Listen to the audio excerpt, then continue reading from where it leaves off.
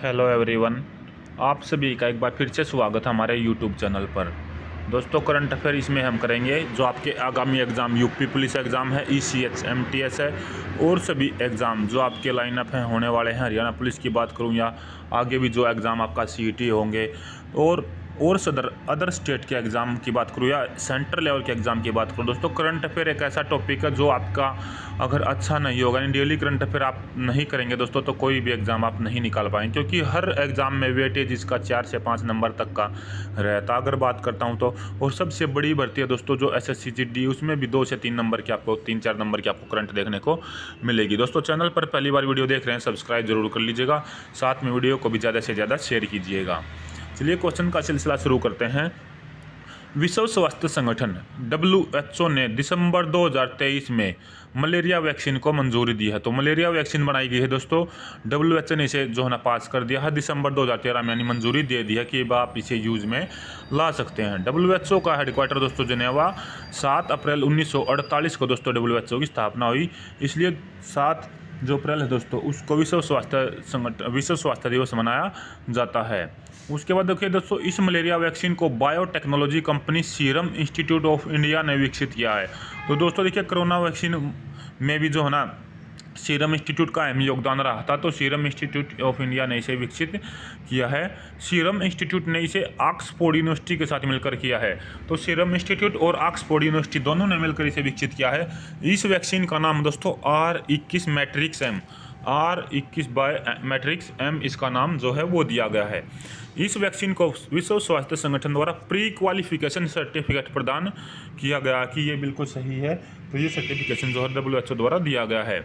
पूर्व योग्यता का अर्थ है बच्चों में मलेरिया को रोकने के लिए एक महत्वपूर्ण उपकरण के रूप में टीकों की अधिक पहुंच।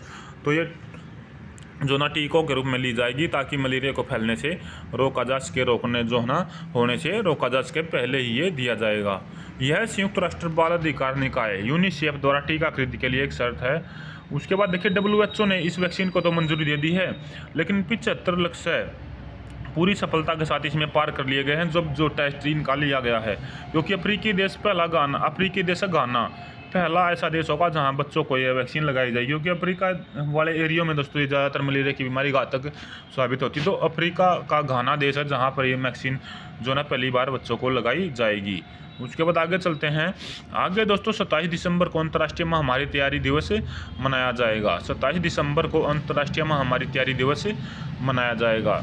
उसके बाद है, हाल ही में मध्य प्रदेश के राज्यपाल ने भाजपा के 28 नेताओं को मंत्री पद की शपथ दिलाई, क्योंकि दोस्तों जो ना भाजपा की सरकार मध्य प्रदेश में बनी थी और जो ना इलेक्शन वहाँ पे हुए थे, तो 28 मंत्री वहाँ पे बनाए गए हैं।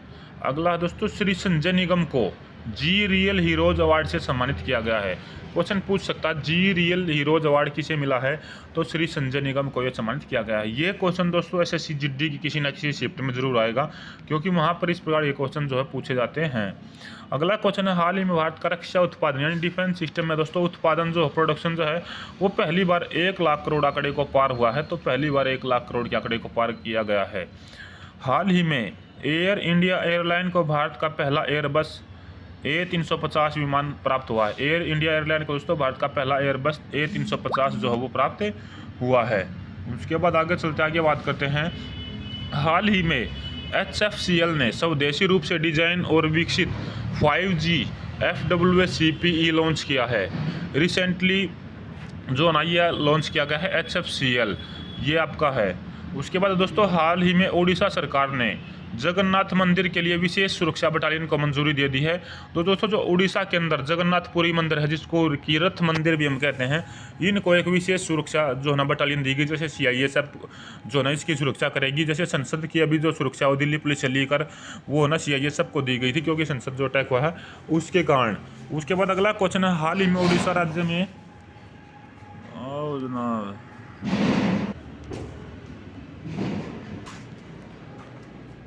उसके बाद मैं बात करता हूं दोस्तों, हाल ही में भारतीय रेलवे ने अगले दशक में 50,000 किलोमीटर नई रेल पटरियां बिछाने के लिए $7 ट्रिलियन का निवेश करेगा। यानी 50,000 किलोमीटर में दोस्तों नई रेल पटरियां बिछाई जाएंगी भारत के अंदर और भारत से लगते देशों में कनेक्टिविटी बढ़ाने के लिए।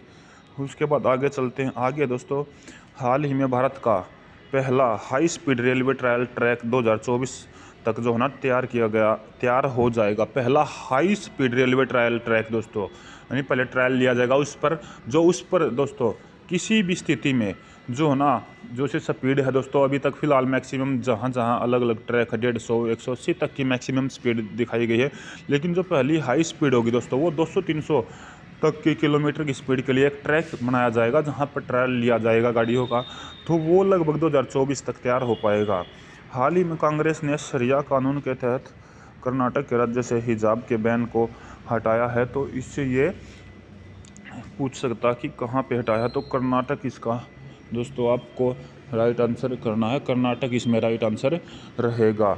उसके बाद दोस्तों हाल ही में राष्ट्रीय अपराध रिकॉर्ड ब्यूरो NCRB ने जारी आंकड़ों के अनुसार खाद्य पदार्थों में मिलावट के मामले में हैदराबाद देश में पहले स्थान पर है। तो हैदराबाद का बताएगा जो खाद्य पदार्थों में मिलावट करता दोस्तों इसमें ज़्यादा मिलावट पाई गई है।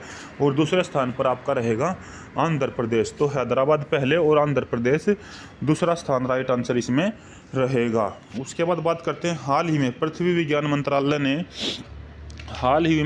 और विज्ञान मंत्रालय ने जो ना श्री केंद्रीय मंत्री किरण रिजिजू के साथ नई दिल्ली में MOES मुख्यालय में आर्कटिक के लिए भारत के पहले शीतकालीन वैज्ञानिक जो अभियान है दोस्तों उसको हरी झंडी दे दी है। यानी आर्कटिक में मैंने कई दिन पहले ही बताया था कि जो अंतर्राष्ट्रीय वेधशाला खोली जाएगी उसमें भी रिसर्च के लिए जो है ना हरी झंडी जो है वो दे दी गई है पृथ्वी और विज्ञान मंत्रालय के द्वारा। उसके बाद आगे बात करते हैं वर्ल्ड इकोनॉमिक फोरम। जो वर्ल्ड इकोनॉमिक फोरम है दोस्तों इसकी बैठक जनवरी 2024 के अंदर जो ना स्विट्ज़रलैंड में होगी। इसका आयोजन स्विट्ज़रलैंड के दावोस में किया जाएगा। यह बैठक 14 से 20 जनवरी तक होगी। 14 से 20 जनवरी के बीच ये बैठक होगी। और जो अश्वनी वैष्णव, स्मृति ईरानी, हरदीप सिंह पुरी जो मंत्री दोस्तों ये विश्व आर्थिक मंच की बैठक में भारत का प्रतिनिधित्व करेंगे। वर्ल्ड इकोनॉमिक फोरम की बैठक में उत्तर प्रदेश सरकार का एक प्रतिनिधिमंडल भी शामिल होगा। पहली बार होगा कि राज्य मंडप को विश्व उत्तर आर्थिक मंच की बैठक में प्रदर्शित किया जाएगा। विश्व आर्थिक मंच यानी वर्ल्ड इकोनॉमिक फोरम की स्थापना दोस्तों 1971 में हुई थी। इसका मुख्यालय जिनेवा स्विट्जरलैंड में है। उसके बाद है केंद्र में नीना सिंह को केंद्रीय औद्योगिक सुरक्षा बल CISF का महानिदेशक नियुक्त किया गया है। इसमें 20 विशिष्ट बल में प्रमुख बनने वाली पहली महिला बन गई। इंपॉर्टेंट क्वेश्चन दोस्तों पहली महिला और पहले पुरुष का या पहले क्वेश्चन का जहाँ जिक्र आता है वहाँ पर इंपॉर्टेंट है। तो केंद्रीय औद्योगिक सुरक्षा बल CISF की पहली महिला महानिदेशक उसको चुना गया है नीना सिंह को। SSC GD में क्वेश्चन भर के पूछा जाएगा, अलग अलग शिफ्टों में ध्यान रखना भी, क्योंकि डिफेंस से रिलेटेड जो सवाल है दोस्तों वो डिफेंस के एग्जाम में ही ज़्यादातर आते हैं। उसके बाद अगला क्वेश्चन है नासा ने पृथ्वी की कक्षा में आने वाले गॉड ऑफ केओस क्षुद्रग्रह F-26 का अध्ययन करने के लिए ओर्सिस एपेक्स मिशन को फिर से लॉन्च किया है। उसके बाद गहरे अंतरिक्ष से लौट रहे अंतरिक्ष यान का लक्ष्य 2029 में F-25 के करीबी उड़ान के संभावित प्रभाव को समझना है। F-25 जो अपने 370 यार्ड आकार के लिए जाना जाता है 13 अप्रैल 2029 को पृथ्वी से सिर्फ 20,000 मील दूर होगा, जो कुछ मानव निर्मित उपग्रहों के करीब भी होगा। उसके बाद है भारतीय प्रतिभूति और विनिमय बोर्ड सेबी की स्थापना दोस्तों 1982 के अंदर हुई। इसके प्रमुख प्रमोद अग्रवाल को बॉम्बे स्टॉक एक्सचेंज के अध्यक्ष के रूप में नियुक्त करने की मंजूरी दी, यानी BSE के अध्यक्ष होंगे अब जो सेबी के अध्यक्ष हैं प्रमोद अग्रवाल। हाल ही में खाड़ी सहयोग परिषद GCC ने साउथ कोरिया देश के साथ मुक्त व्यापार समझौता किया है। उसके बाद ये इंपॉर्टेंट क्वेश्चन है दोस्तों हाल ही में 16वें वित्त आयोग के अध्यक्ष कौन चुने गए हैं। तो जो 16वां वित्त आयोग का अध्यक्ष चुना गया है या चेयरमैन चुना गया वो है अरविंद पनगड़िया, जो नीति आयोग के पहले उपाध्यक्ष जो हैं वे रहे हैं। तो दोस्तों ये कुछ मोस्ट इंपोर्टेंट करंट अफेयर थे। वीडियो अच्छी लगी ज़्यादा से ज़्यादा शेयर कर दीजिएगा, चैनल सब्सक्राइब कर लीजिएगा। धन्यवाद। जय हिंद जय भारत।